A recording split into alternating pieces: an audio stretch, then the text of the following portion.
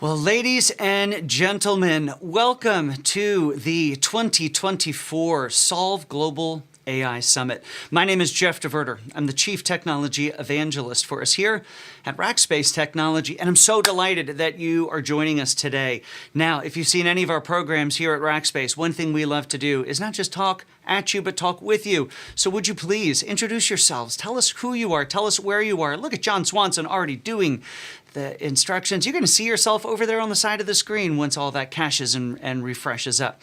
So I'd love for you to do that. In fact, let's not make that just a one-time thing as well. As we're going through the conversation, if you have any questions or comments for myself or for the panelists, there's the place to do it. We've got eagle eyes watching them. They're going to message them to me because there's a lot of comments coming in. I'm so glad that you are here. We have some amazing panelists for you here today.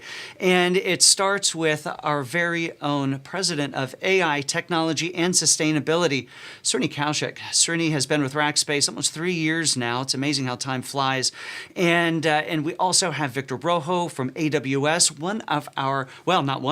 our sponsor of the research that we're going to be unpacking throughout our time here today. And then we also have Rehgan Bliley. Now, Rehgan is no stranger to any of our programs around here because she is such a great resource, and we're delighted to have her wisdom here to help unpack this research that we have with you here today. Now, what are we going to do? We're going to start with a conversation about responsible AI because whenever embarking on any AI project, it's important from the very beginning to consider what responsible AI is and how to do that effectively. Also, we have the benefits of AI as the companies found in our research, as well as the challenges and risks of AI. Well, there's also key AI technology, and then, of course, how to build and implement an effective AI strategy. Now, that's a lot to cover in just an hour, but all of this comes from the research that we'll be sending you after the program, and you'll be able to get even more of that information. So, mate, we're so glad that you are here. Vinod, we're so glad you're here. Folks, I don't know if you realize this. If you're watching these comments go by, our audience is huge. We have over 54 countries represented in those that registered for the event here today. This is truly a global event. And it was a global event when we went out to do the research as well. In fact, we went out and talked to about 1,420 IT decision makers in 10 different countries and representing about 10 different major industries as well. So this is a comprehensive bit of research. This isn't just our opinion. You're going to hear some opinion based on experience today, but all of this reflecting from our research that is fact-based from the 1,420 IT decision makers across these 10 different countries and 10 different industries. And as we think about the data that we were able to receive back, there were a couple of key stats that really caught my attention. And one of those was the fact that as we look at this research, see, this isn't our first rodeo here, folks. I'm coming to you from Texas. I can say rodeo. Is that we do a lot of these same types of questions year over year. In fact, when we asked our respondents the question in 2023 how important or critical is AI to your organization's strategy? Well, last year that number was 55%. This year, that number, 81%, a significant growth from one year to the next. In fact, if we were to carry that forward, we actually did ask the question saying, well, this time next year, what do you expect it to be? And that number, 100%. So that's a lot of companies doing a lot of AI work. So with that, I would love to start by bringing up Srini Koushik. As I mentioned, Srini is our President of AI, Technology, and Sustainability here at Rackspace Technology. Srini, welcome to the program. Jeff, it's a pleasure to be here. I'm so glad that you are live from what we call Star Wars headquarters. You've got some fun stuff in the background there. People are going to get to see throughout the years. You're quite the collector. Well, it's, as I mentioned to you earlier, yesterday would have been Revenge of the Sixth. That's right, it would have been. Well, Srini, I just mentioned that bit of research where we would talk about the amount of AI projects. You have been in technology for a number of years. First of all, does this amount of growth from what was it, 55% up to 81%, projecting 100% next year, does this type of technology adoption surprise you? And do you think this wave is going to continue? The answer is yes and no, right? Yes, because I think the speed is just phenomenal. No, because AI is actually very different than anything else we've seen before, because this is a technology that embeds itself into everything that you do. So when you think about it from that way, most of us that are sitting here on this call and having this conversation, we're using AI in multiple forms every single day. So it's not surprising that you go from 50 to 80 to 100 in like just 2 years. That's right. Srini, I'm going to ask you a question I asked you on an event we were at a few weeks ago, and that is, as you have been adopting AI, how much of your day have you gotten back to be more productive when we think about your own personal productivity? No kidding, about 50% of my day. 50%. And that's achievable by anybody right now. We're going to talk about some strategies to do that. Yeah, it's essentially, in fact, I say it's 50% of my day back. And my total cost per month to do that is about $85, right? Between the 3 or 4 subscriptions that I have to get to make sure that I have the professional versions of those solutions. That's pretty amazing. Now, Srini, as you really spearheaded here at Rackspace our own efforts around AI, you helped even pump the brakes a little bit, because you said we just can't go put these science projects on companies' doors and run away. These science projects, because there is some serious technology behind the scenes, need to be done in a responsible way. Would you mind unpacking for a minute, what does that mean, responsible AI? I'm glad you're starting there, because I think, as I told you before, the AI is very different than anything else we've seen before. It embeds itself in everything that you do, right? And it is extremely capable. So it's kind of like, you mentioned Star Wars, it's the Spider-Man thing, right? With great power comes great responsibility. And I think with AI, it is extremely important that we do that. And in FAIR, we have defined responsible AI through 3 different components. The first one is symbiotic, which means that if you're building and implementing AI solutions, it has to augment and work with human beings, not replace them. Yeah. And that's a big component of what that is. And if you ever hear us pitch AI, we talk about AI as an employee, because we just think about it as a coworker and existing in a symbiotic way. If you're going to embed AI that way into your organization, it better be secure, because any human employee you hire, you want to be able to trust them. You want to be able to rely on their integrity and veracity, right? And that's the reason why secure becomes very important. And then, look, this technology has a lot of downsides, right? And unless you actually make that top priority to make sure that you are mitigating the downsides while amplifying the upside of this technology, only bad things can happen if you don't do that.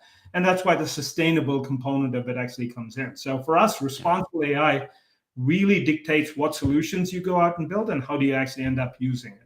Yeah, well, let's double click into the sustainability part of that for just a second, because, well, first of all, you as our president of sustainability, but also because AI does get a bad rap, and in some cases, especially in times getting us to this where we are today, it sort of earned it, because it does take a lot of energy to do the things that AI needs, the training and so forth.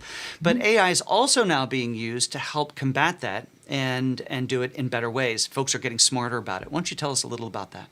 Well, from a pure environmental sustainability standpoint, if you kind of think about it and how much energy and cooling and power and water these things consume, it's a negative. In terms of it consumes a lot of energy. I saw a stat that said one training run of GPT 3.5.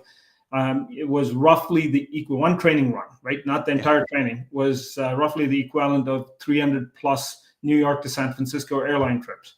Wow. Right? In the amount of carbon emissions that come in. And so, again, I think what it comes down to from a sustainability standpoint is it's all about trade-offs, right? You and I have talked before, and I've said the only green technology is the technology you don't use.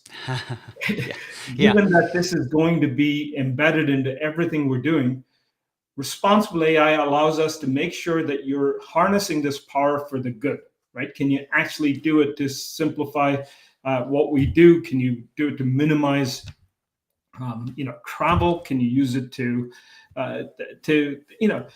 remove people from toil and move them into higher level jobs to be able to do that?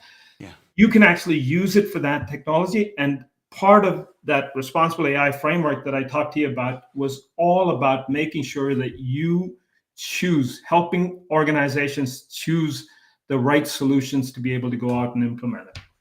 Yeah, Tim in the comments made the point when we were asking about, will this continue?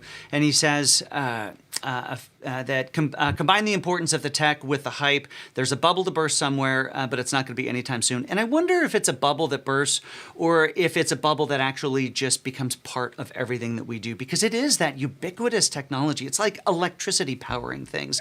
I think we're going to think of it less as this single thing of AI to it's now this technology that empowers almost everything we do. Well, if there's a bubble in this case, I think at the speed at which AI is moving, it's already burst, is the way I'd say it, right? Because if you think about this time last year, everything was AI, right? And everybody said, I'm going to be building something, I'm going to use ChatGPT or any of those things to be able to drive that, or co-pilots or any other technology that comes in. In a very short year, where we are right now is there are organizations that we talk to are basically looking at it saying the desirability of AI is very high. Everybody wants to be in it. The 85%, 81%, what you said. Yeah. The feasibility, can I implement the solutions, is getting better and better every day. There's a new large language model. There's a new solution that's out there. So that's getting better and better every day. Now, the question is the viability of AI. For the cost that it costs, for the environmental costs, for the training costs, like how much it costs to run this thing in production, can I actually implement it so that it actually delivers on this value?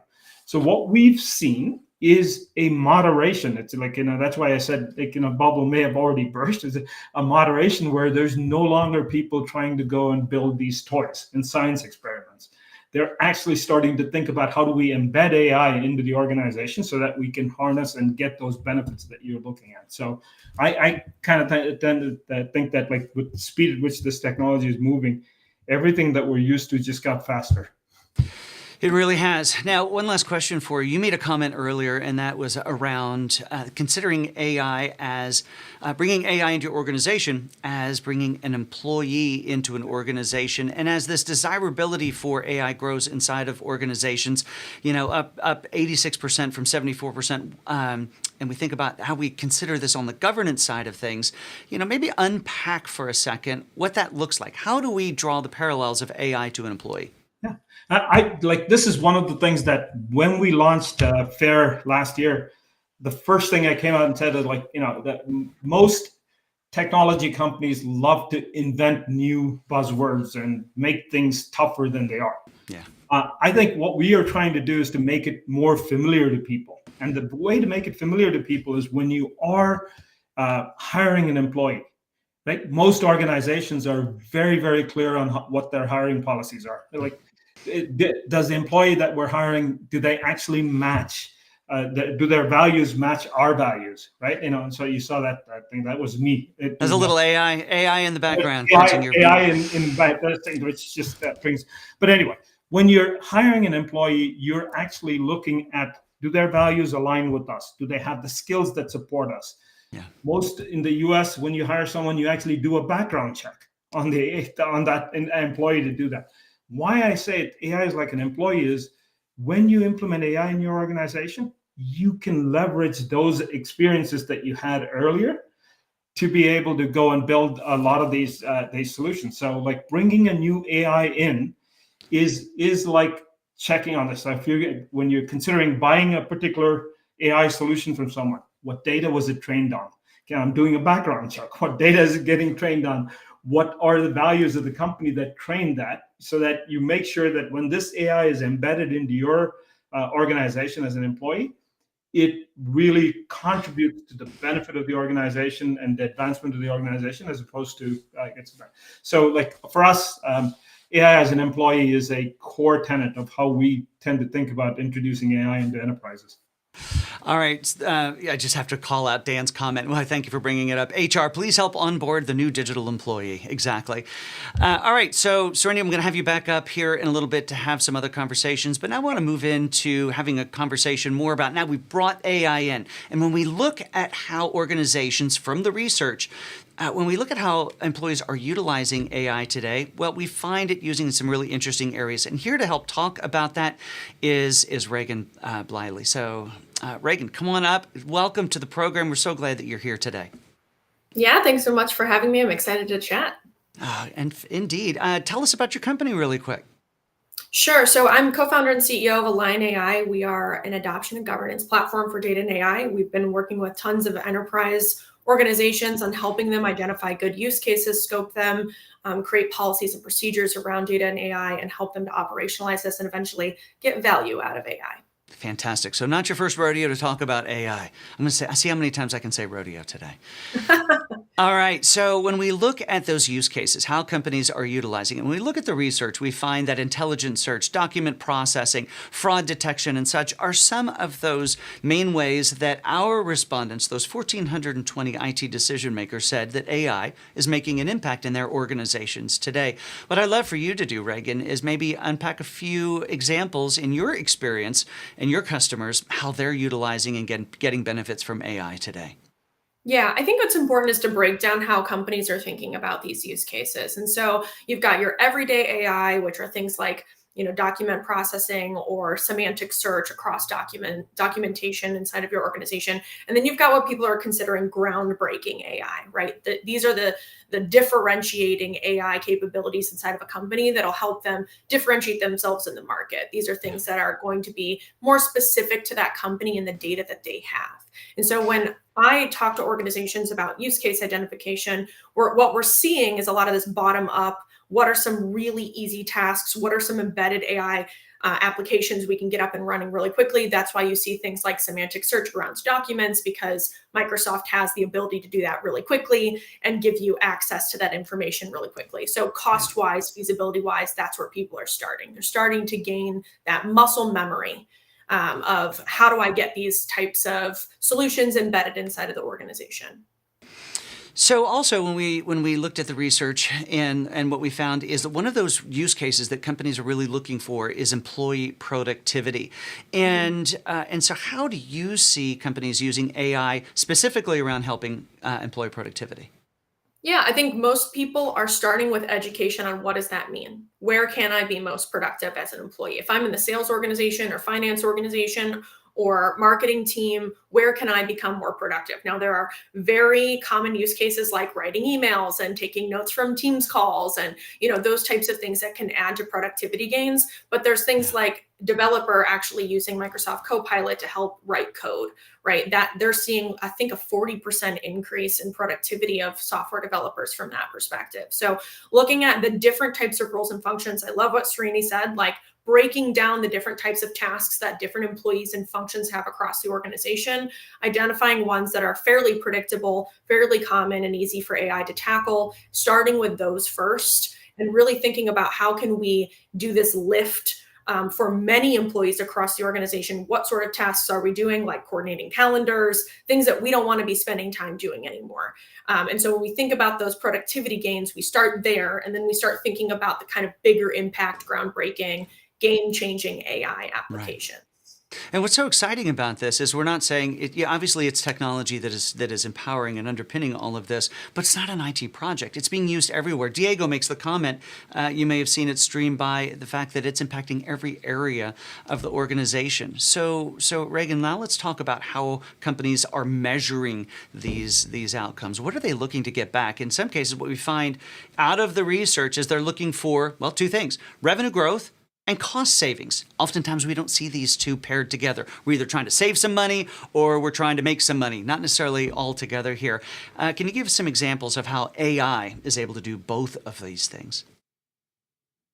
Yeah, I'd say on the cost saving side, those tend to be a lot easier to estimate. So I would break it down into revenue generating activities and cost saving activities. And then I would also break it down into generative AI and non-generative AI. Like we've been using machine learning and AI techniques in organizations for a long time, especially insurance organizations, manufacturing. And so those are a lot more cut and dry on ROI. I can start to look at where the model predicted, I can set up automations, I can look at where it went well, where it didn't, and any kind of supply chain optimization. Those types of things are a lot more easy to calculate. When you get into generative AI, you're starting to look at attribution.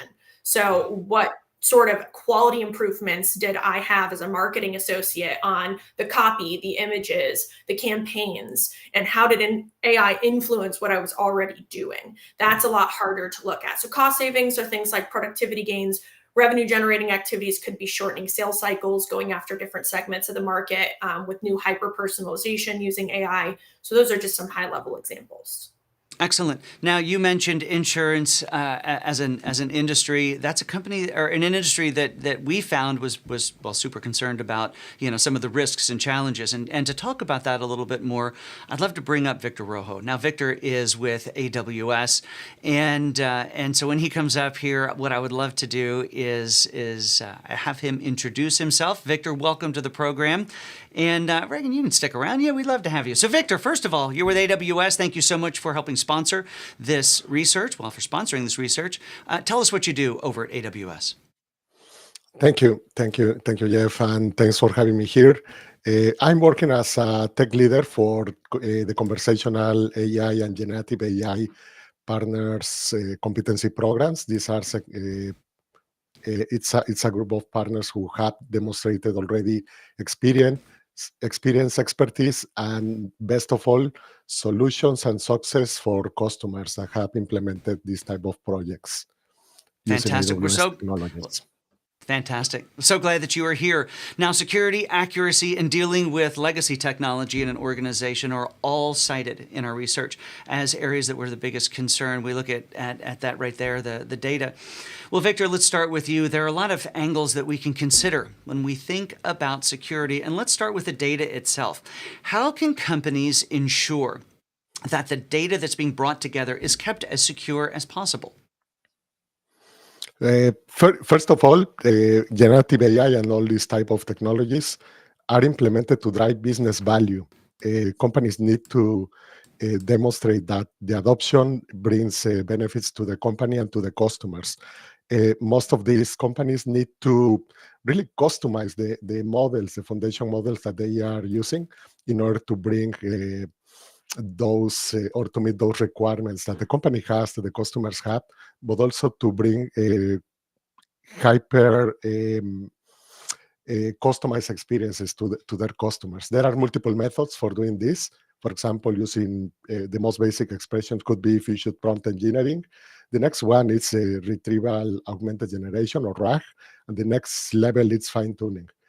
When using these different types of options to customize models, data security becomes one of the top concerns for the customers, talking about where will my data remain, if my data will remain in my environment. And they start sometimes with the traditional or essential measures like encryption, access controls, monitoring, data classifications. Compliance is crucial depending the industry where the customers are working on. And part of the additional measures that security requires for generative AI or in general for AI is the implementation of data governance practices. For example, assessing the origin of the data, or assessing also how this data flows through the life cycle for training models or customizing them, and also for serving this information, assessing if the information that it's served or as an answer from the AI is not showing personal identifiable information or PII. So that they cannot bring leaks from customers' data, and also paying attention to copyrighted information from these data origins.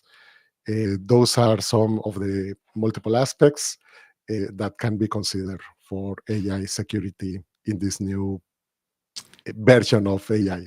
That's right. That's right. Thanks for that. Now, there's Elizabeth asked the question, and it ties directly to one of the things we wanted to unpack here a little. And Liz says, I work with a healthcare organization who's concerned about hallucination with the use of AI. Would love to hear more on the progress being made in this area. And Rehgan, that takes me to the question I wanted to ask you, and that is the accuracy of the data. Around accuracy of data.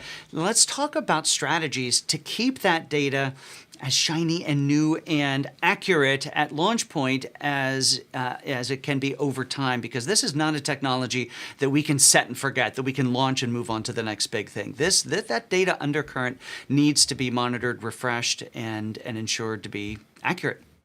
Yeah, absolutely. There's two core components when you're looking at accuracy for AI. So the first is around data. So you can't just put AI on all of your documents that you know are outdated for 5+ years, right? You're going to get information back that's inaccurate because it's pulling from the information it has access to. So really curating and understanding the quality dimensions of data prior to training, prior to leveraging it, super, super important for you to be able to do that and tag it appropriately. As Victor was mentioning, you want to be able to tag data you can use, acceptable use policies around data. So there's some additional metadata that you want to capture and tag on data sets over time. The second part on hallucination specifically is really having human in the loop and being able to continue reinforcement, learning and training on those solutions to get more accurate, and having kind of experts in the middle that can vet some of the answers that are coming out and make improvements to that over time. I love it. You know who has a lot, I think, a lot of wisdom we can share on this? Little off script, but I'd love to bring Srini back up just for 1 second to comment on what Liz is asking about. So Srini, we'll bring you back up, and what do you have to say here? Well, no, I think Liz's question is very valid, and especially in financial services and in healthcare industries where you are dealing with critical information, and the decisions you make affect people's lives. AI, I think Rehgan mentioned it. The human in the middle is still the solution, right? Every one of us has got a credit card from one of the big companies. You get those fraud alerts on your card, on your phone, always saying, hey, is this a fraudulent transaction? Can you validate it?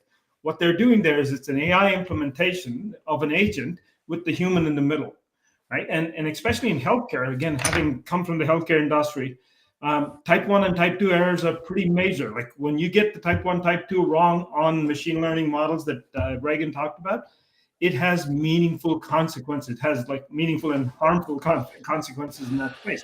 So I think when so the types of things you do in generative AI, like to make sure that you minimize the impact, you'll never eliminate it. Minimize the impact is to kind of be very careful about the model that you're choosing and what data it was trained on. You have to make sure that your supply chain of data is pristine, right? Meaning it's not just set and forget. That supply chain of data, it's like you're building a product. You may have built the best, world's best car the first 3 months, but if your supply chain changes and the quality drops, your car is going to have problems. So think about it that way, and you drive that. And then the eventual backstop is human in the middle, right?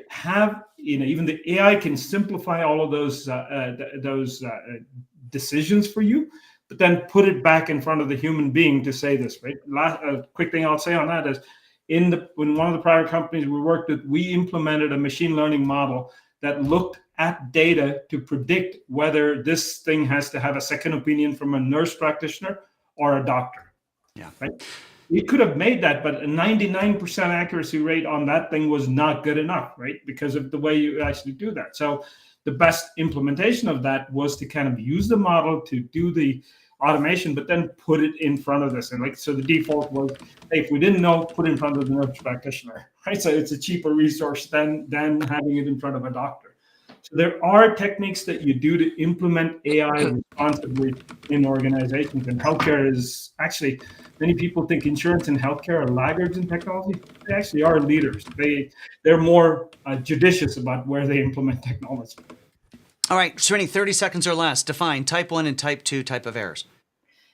Well, again, I think the type 1, type 2 errors are essentially when if the result is actually positive. So if you predict someone having, you're looking at the symptoms to predict someone having cancer. Yeah. Right. If they actually have cancer and you predict it right, like that's one piece of it. But if they have cancer and you say no, that you know, if the model predicts it as no, that typically falls into that type 1.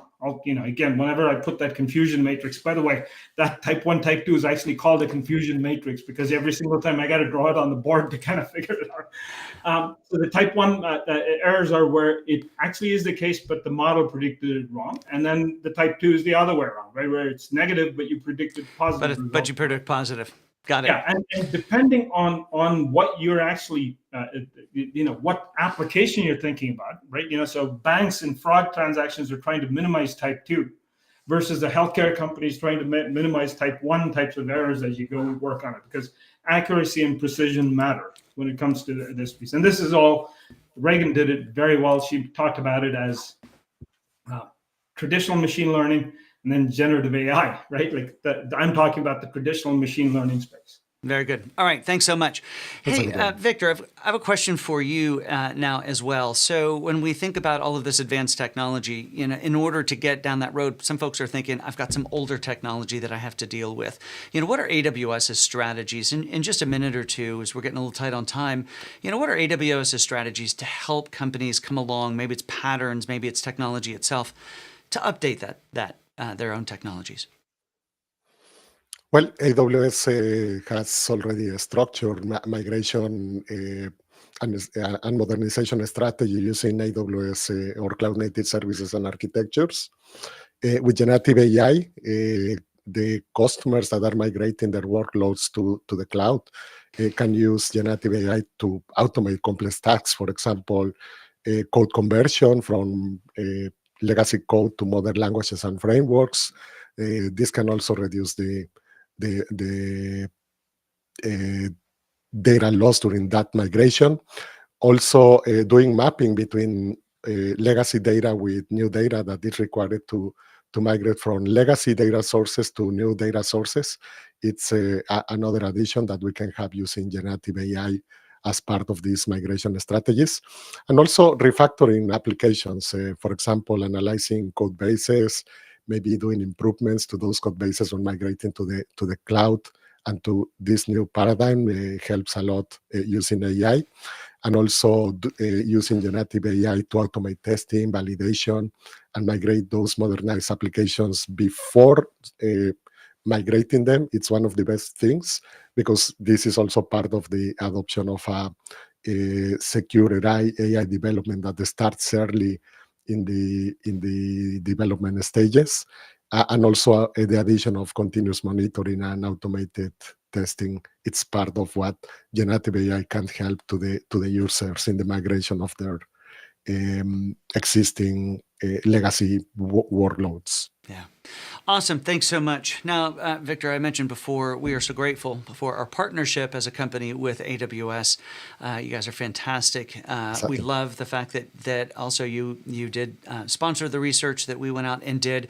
And in keeping with that, we'd love to show you provided a video of some of the amazing things that you guys are up to. So why don't we go ahead and take a look at that right now?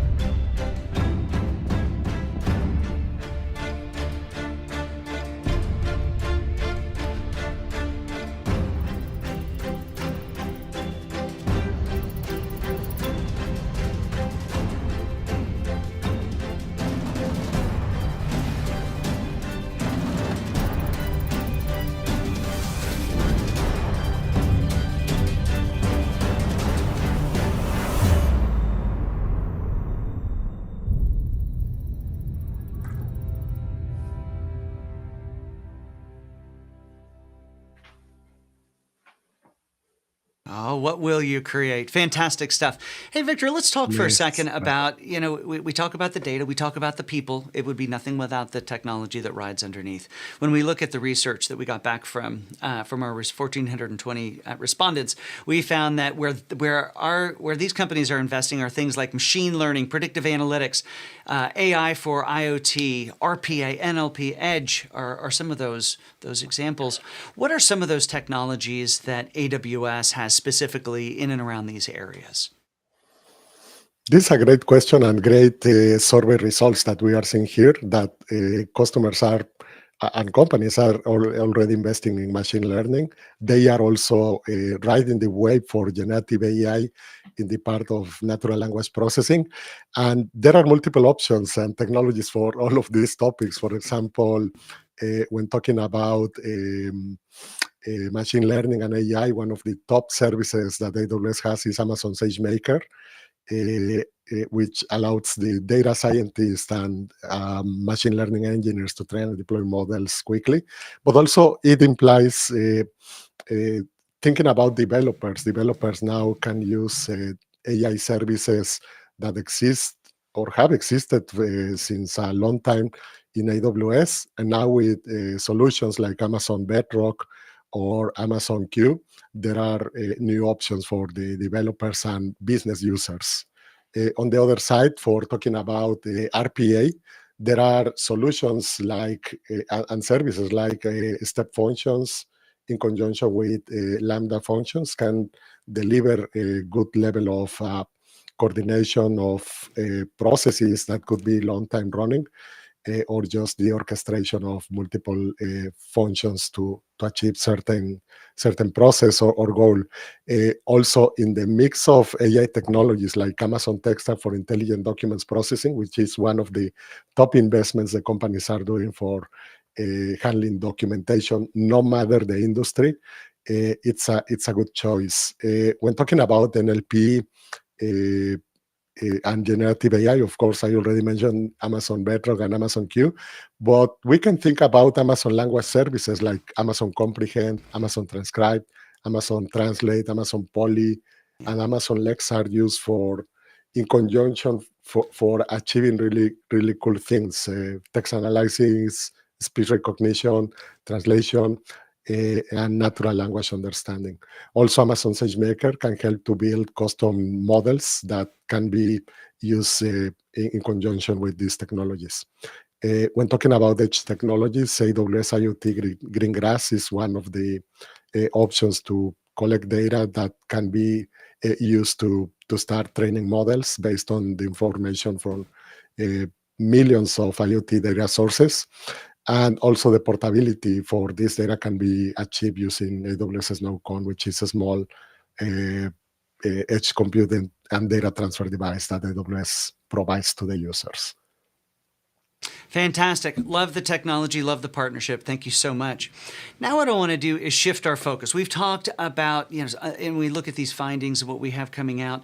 We talk about other aspects when we think about how many companies, how much they're investing, what the results they're looking for. Well, let's now talk a little bit about strategy. And as we transfer into this section, I'm going to bring Srini and Rehgan back up to chat with me for a little, because one of the things that we found that I thought was so interesting also, and was when we look at the amount of investment that these 1,420 decision makers are making from last year to this year. And the number that we're seeing for this year is almost a doubling, well, literally a doubling of their investments from 2023 to 2024. $2.5 million on average being invested from each of these companies that as they go into their AI adventures.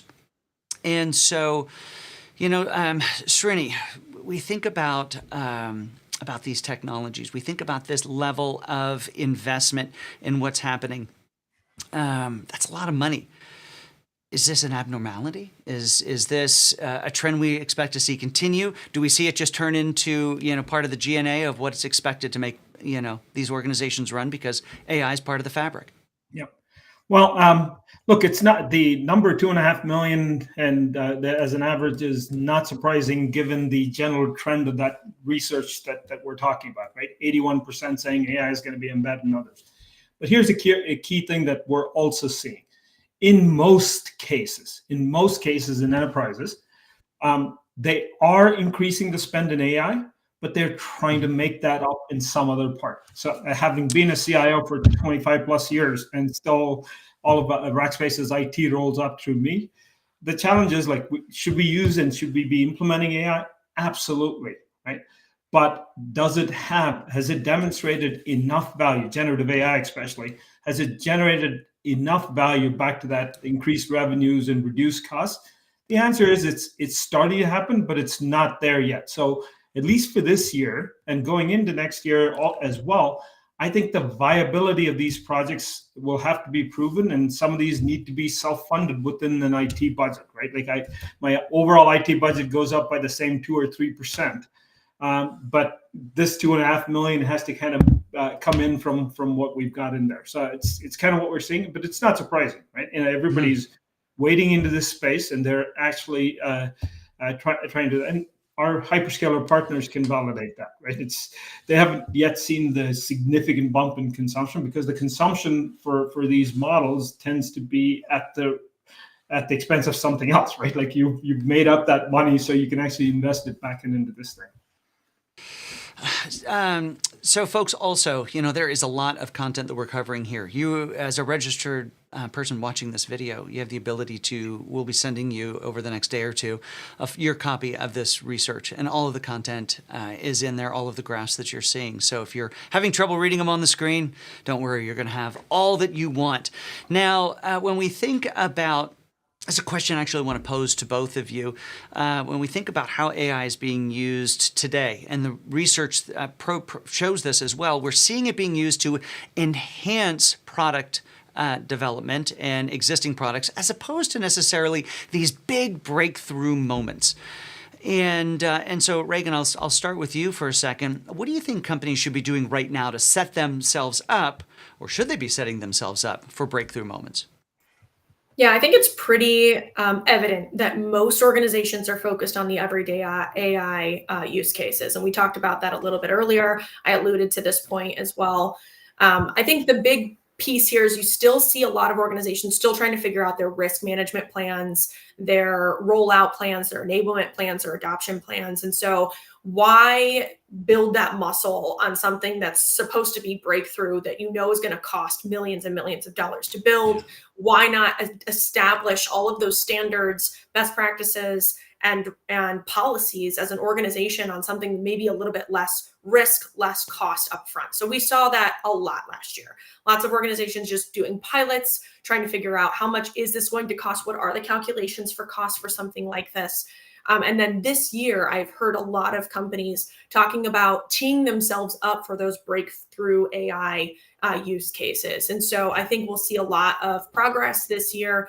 Companies are going to have to really identify what is their differentiating factor in the market. What data do they uniquely have access to that no one else has access to, that can't be replicated, that can't be built inside of a product that's already provided for them? I think a lot of companies last year got burned on kind of preemptively building some technologies that eventually got rolled into existing stacks and software that they had already purchased. And so I think people are being a little bit more cautious around that. Is it a build? Is it a boost? Is it a buy kind of situation? And really, what is IP? What is differentiated about us? And once you can answer those questions and you've got the muscle built and you know that that is going to truly be differentiated, you feel more confident as a company putting those millions and millions of dollars up front that is going to be table stakes to build something like that. Fantastic. Srini, same question to you. Breakthrough moments, incremental product development. Yeah, Rehgan is spot on, right? The only color I'd add to what she mentioned is this: you are seeing breakthrough innovation every day, and it's coming from the technology companies. There's a new large language model to do things. There are things that you could not do 3 weeks ago that you can do today with AI. If you're a fan of Adobe, which I am, the types of things I can do with photography, which is one of my hobbies, right? The types of things that you can do today that you couldn't do even a month or 2 months ago is just amazing. So there's breakthrough innovation happening every single day in this space. when it comes to enterprises that are using this technology, Rehgan again is spot on there, because the things that they tried to build is now subsumed by the stack, right? And so in that particular case, I think, like, for the next year and the year after that as well, a lot of the focus should be on how do we solve problems that we already have, right?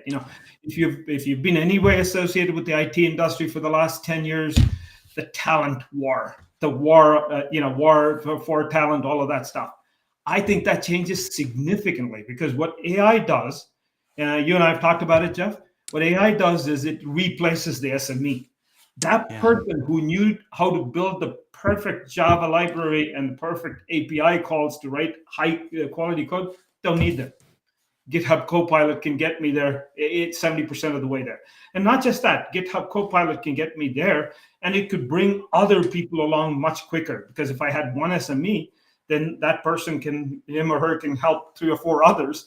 But the GitHub Copilot and standards, I can bring along armies of people to be able to do this. So I think what you start seeing in enterprises, again, take that software development example and apply it to insurance claims adjusters, right? You go take a look. I gave you an example of how do we use leverage technology to make sure that you're using the right resource, nurse practitioners versus physicians in the process to be able to do that. You'll see a lot more of that happening in the industry, right? Like in enterprises that we work with.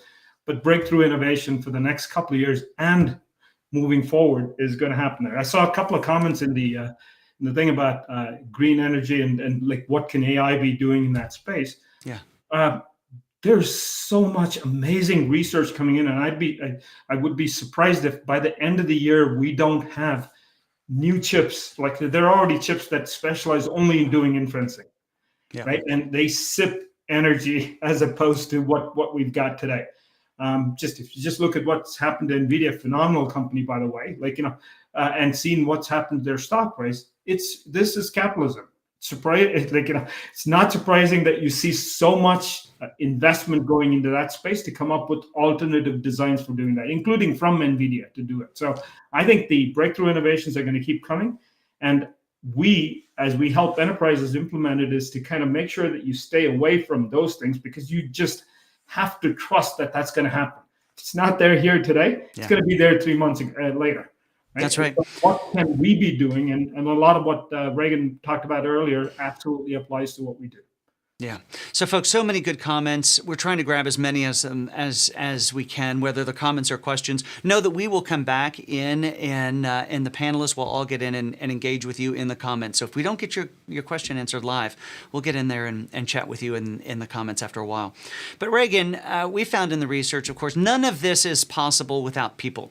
We're talking about different areas, whether we're augmenting or removing an SME in certain areas. But if we don't have people to implement, manage, and do all the things, well, we're nowhere. So what are some strategies that companies can, so look at that. 85% of companies have attempted AI or ML skill recruitment. So what are some strategies that you recommend that companies do to combat the talent challenges?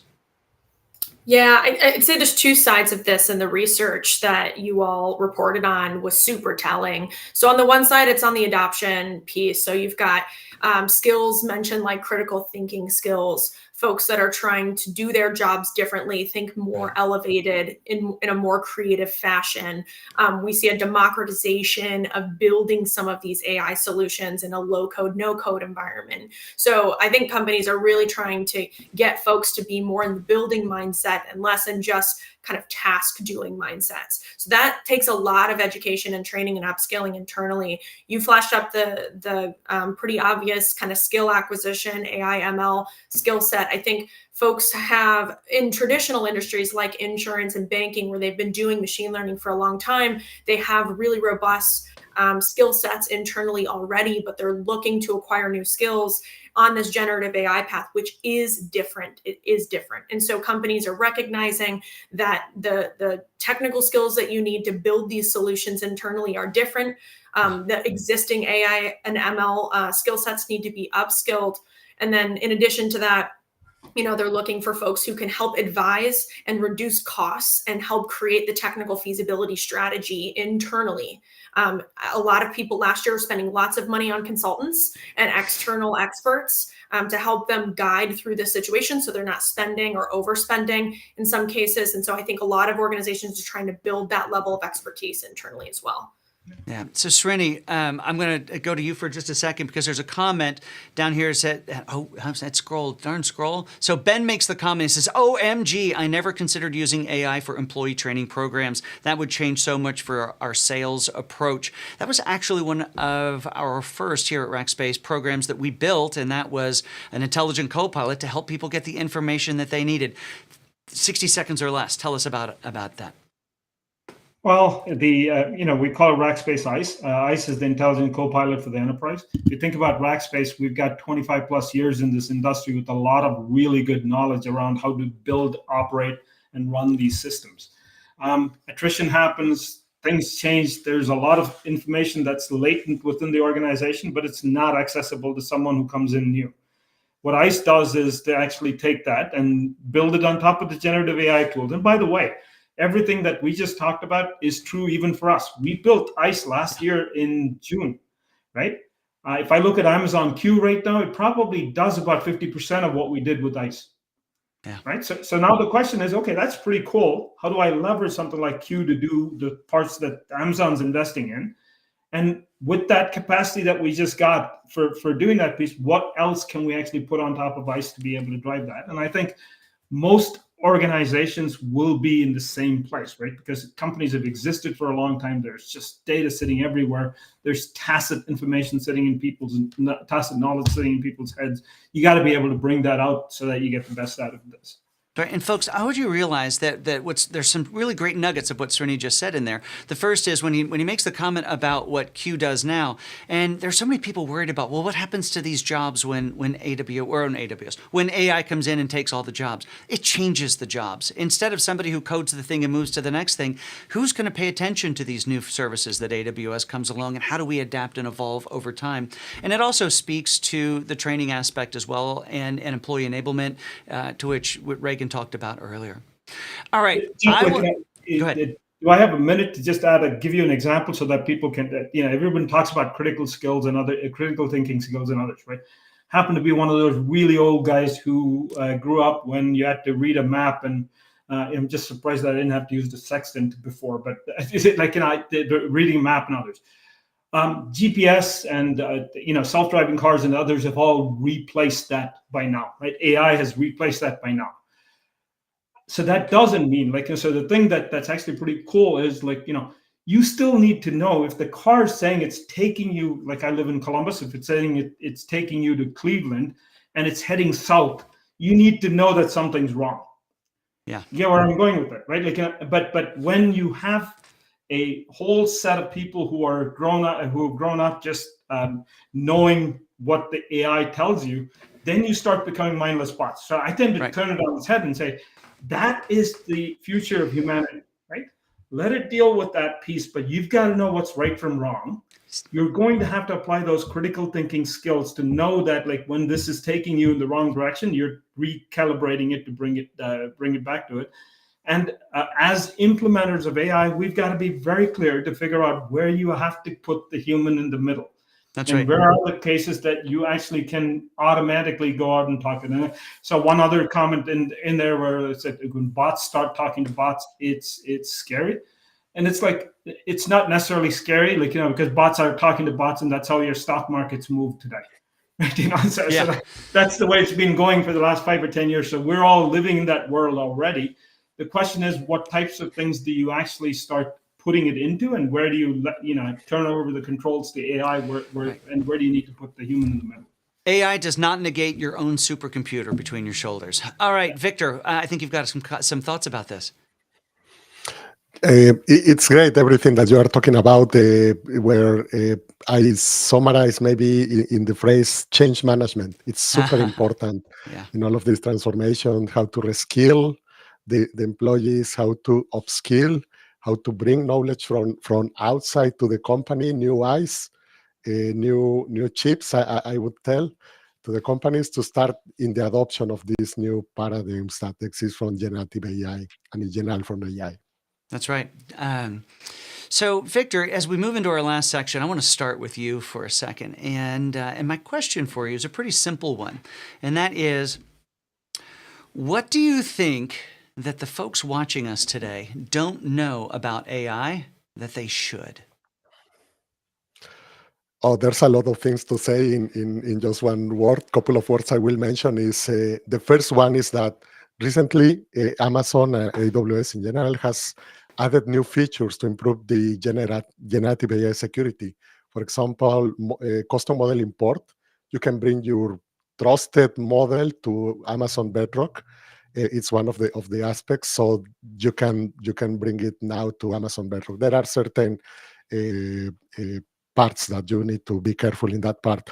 Model evaluation is one of the important things, because if you already have your data set, your golden data set, to validate the models that you are evaluating for the right fit for the right use case, model evaluation is one of the new features that Amazon Bedrock is bringing, including guardrails. Guardrails are an important part in security to validate inputs and outputs of the models, to validate hallucinations, and to start supporting the addressing of OWASP top 10 LLM risks that most of the security practitioners know about them when talking about AI security.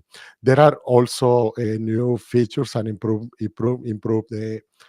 features from Amazon agents for Amazon Bedrock. It's one of the new features.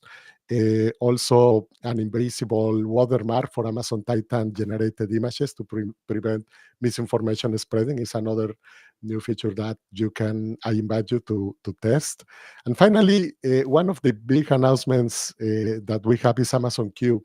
Amazon Q is not just for building chatbots.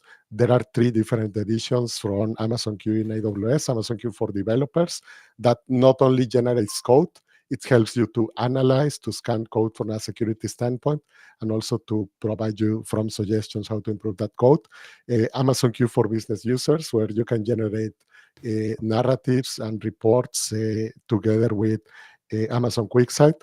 And finally, Amazon Q for Amazon Connect, which goes beyond just agent assistance, is doing something more substantial in terms of trying to make suggestions about solving issues that customers on a call are reporting to an agent. Those are things that I can tell you so far, but there's more. I invite you also to visit the AWS website for generative AI.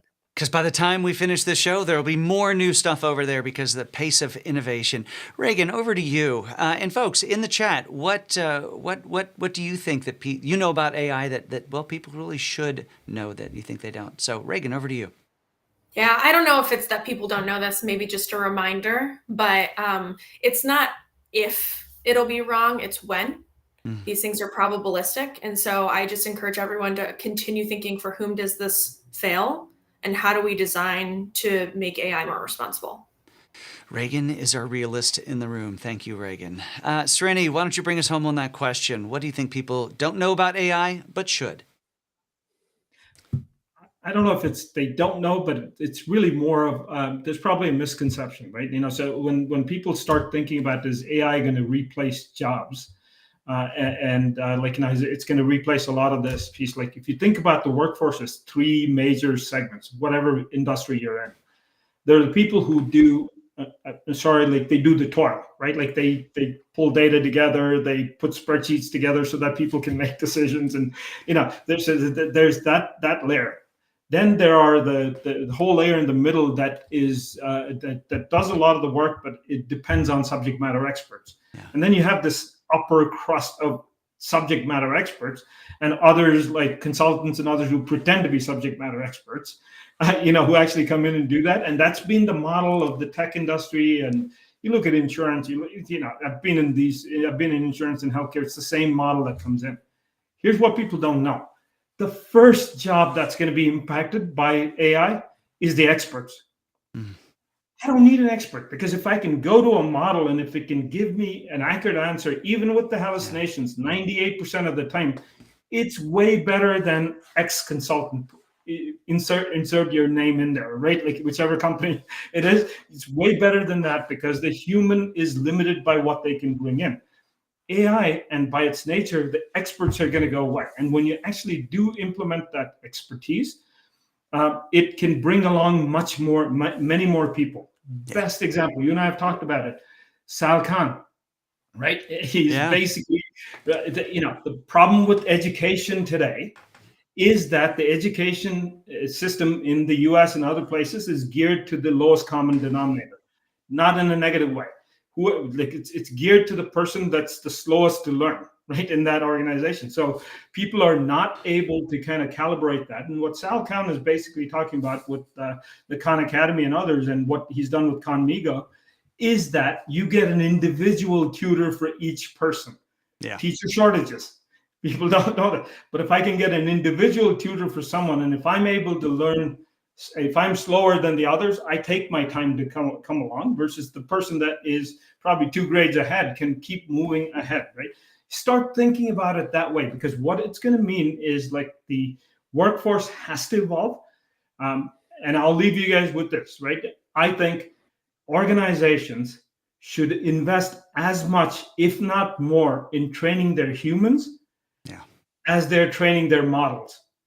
Right? We spend a lot of time on the models in this space. We got to be able to give humans a way to kind of go in and do more and move into these other areas, because otherwise, back to that last component, it's not sustainable.